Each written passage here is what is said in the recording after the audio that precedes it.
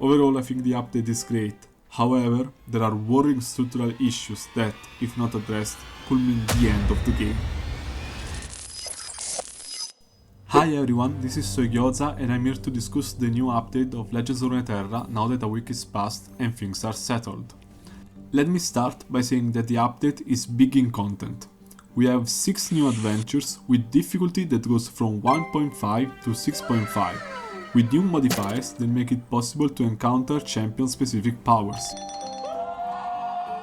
creating the possibilities of insane combos and never-seen-before scenarios, which is, in my opinion, a simple way to create a lot of content both for players and creators. Nice.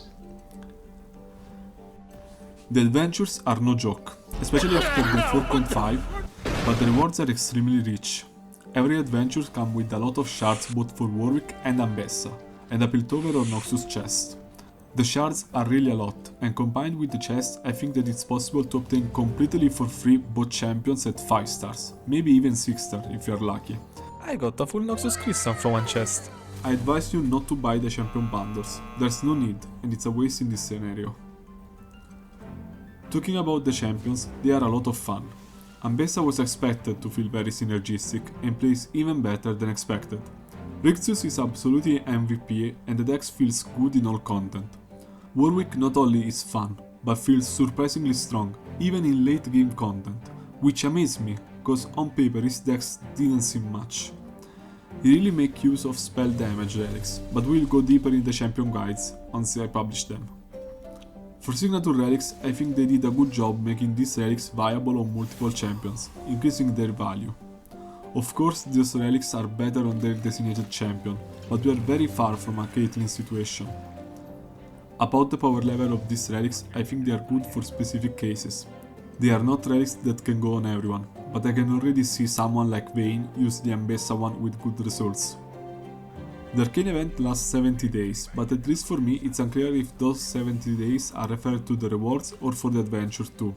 I hope it's not the latter, cause it would be disappointing to lose this content and the champion power modifiers. Overall I think the update is great, however there are worrying structural issues that, if not addressed, could mean the end of the game. The main one is, this update looks unpolished. Aside from rewards and adventures, these 2 new champions come with 3 new cards for Ambessa and 1 for Warwick. They are fewer than usual, but it wouldn't be a problem if the cards were presented better.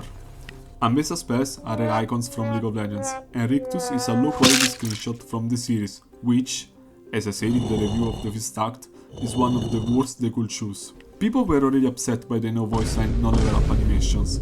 Removing also the gorgeous art of the cards means sacrificing all the flavor and soul that made Runeterra stands out. I know that it could seem silly, but hearing cards discuss with each other, understand the lore with the level up animations, and seeing the full art of cards' other characters was one of the things that got me hooked. Now that the cards are just cards, even if interesting in gameplay like Rictus, they feel plain and soulless. Let me be clear, I think the update is amazing. But other than that, I and many others according to Reddit have experienced a lot of bugs. Game-breaking bugs. We are not talking about missing text. We are talking about nodes in adventures that stuck you in an endless loop resulting in a lost run. Warwick that clearly reads that target damaged enemies, and in reality can target allies too. Which, by the way, makes the problem philosophical. Is the error in the game because it lets you target allies, and it should not? Or the error is in the text because it should be damaged unit instead of enemy? Or is it perhaps that Warwick sees everyone as an enemy on this frenzy? That's food for the brain. Don't get me wrong, bugs, especially at the beginning, are a natural part of every update. However, this time they were a lot more than usual, more frequent and more severe, making the update seem rushed other than not polished. But how did it happen? How did they allow the update to be released in such a state? The problem, in my opinion, was inevitable for 3 reasons. 1. The Runeterra team got a lot smaller since they cut to support to the game and made it PvE only, making it difficult for them to deliver the usual amount of content in the same time frame. 2. At the same time, the pace at which they have to publish content got a lot faster, since the PvE only set around 1 update per month, cause they need to maintain the player base active, since games tend to feel stale faster in PvE than PvP. And, ultimately, this event could not be postponed for any reason, cause it had to come at the same time Arcane Season 2 dropped, to ride the hype wave of the show.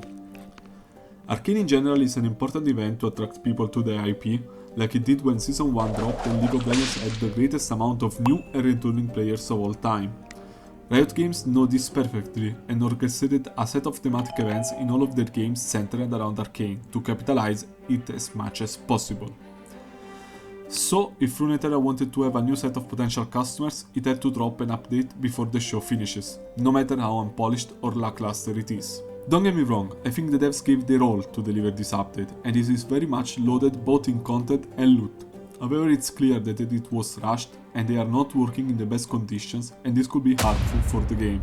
This was an exceptional case due to Arcane, but we also need to take into account that companies really hate to postpone updates or release. So, this scenario could very much happen again, but Riot Games, in my opinion, has to avoid it at all costs. Like I said, the player base is already upset about losing voice lines and level up animation. It seems that lore text will not be present on followers anymore, cause only Warwick and Ambessa have one, which upsets even more people. Furthermore, the players are also complaining about the lack of new cards, and the artwork being screenshots or icons from other games, suffering from losing yet another part of what made Runeterra stands out. If the updates feels any more rushed or buggy, the player base will lose hope, will see the game as dead or about to be, and will abandon Legends of Runeterra entirely. I'm still positive that this is an unicum and they will not allow it again. But in general, the Runeterra team has to look back at their priorities and rebuild what made Runeterra loved by everyone, even if it means having updates less frequently. Thank you for watching, and we will see each other in the next video.